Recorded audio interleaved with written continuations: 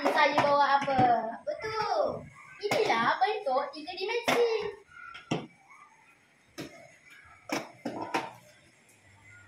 Kawan-kawan tahu tak ni bentuk apa? Betul.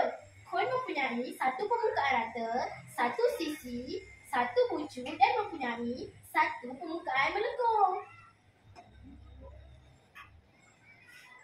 Jimirul, tu bentuk apa? Bentuk nasi lemak. Salah lah. Ni bentuk piramid. Betul tu.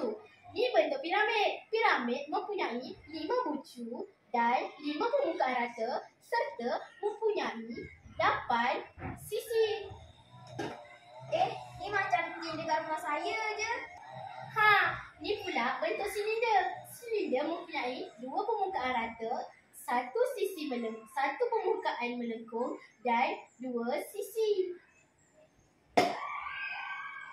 Yang bulat macam bola ni, apa yang namanya kawan-kawan? Bentuk bola. Salah, ni bentuk sfera. Sfera hanya mempunyai satu permukaan melengkung. Ni bentuk apa ya? Bentuk dadu. Taklah, ni bentuk kubus. Kubus mempunyai 6 permukaan rata, 8 bucu dan 12 sisi.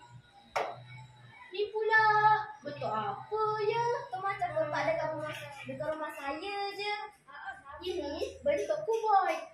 Kuboid mempunyai 8 bucu, 12 sisi dan 6 permukaan rata.